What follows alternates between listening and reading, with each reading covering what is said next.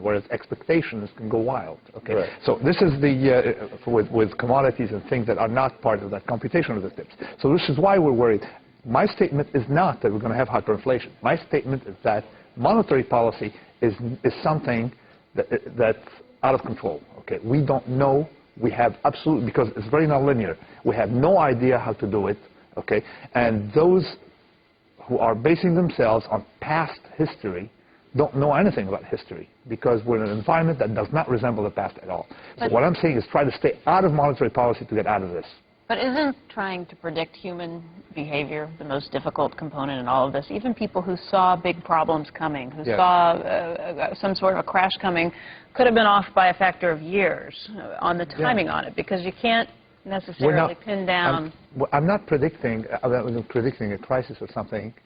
I'm saying the system is fragile, okay, and something that's fragile is eventually going to break, and it's very unsound, okay.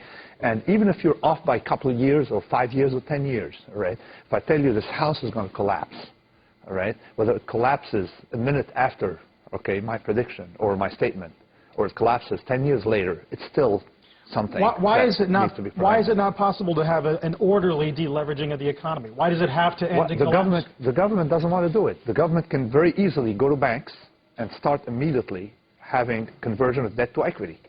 If you convert debt to equity, this is the only, to me, it's the only solution. You've made this point before. If you don't convert forcibly debt into equity, have banks call on house, people are getting, hate mail from the banks every month, right? You owe us $7,000 more, everything. Instead of, and the person getting that mail, of course, is going to have it's going to be frozen. If the banks went to pay a visit to a homeowner, all right, with a smile, and told him, listen, we're going to reduce your monthly payments to $1,000 from $7,000, but I'd like to own 70% of your house or 60% of your house, whatever you can settle. The person would start from scratch on a healthy basis. You don't want to wait for foreclosures, okay?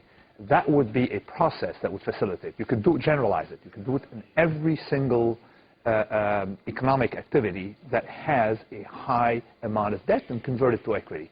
But they don't want to do it. They're afraid. You don't want to take it's like, it reminds me of someone falling from a bicycle.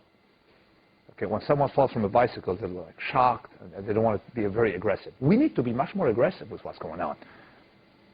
We have turned debt into equity on banks, but you're talking about it on a much bigger scale. We have so much debt in the system. Okay, it's not, and turning banks into equity. When Citibank goes to the $1 share, of course, that became equity. All right, you want to do it in a more systematic, more aggressive way. And what do we do with the U.S. debt? Do we sell the U.S. to China?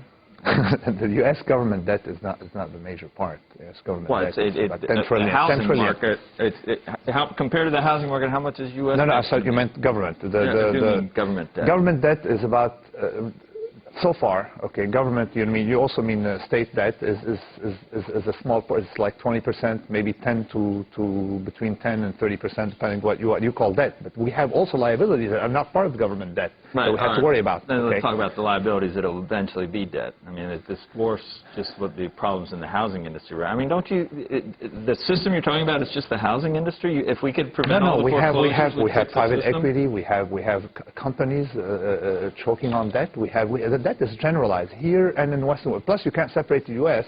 from other countries in the same condition, like Ireland. We all depend on each other. It's a systematic process that needs to take place, converting debt into equity right away. That's the only solution. And if we take the devil by the horn, then we'll transit into a more stable environment in which you can forecast, make mistakes, and it will be harmless. All right, Nassim, we want to thank you very much for your time today. Thanks a lot.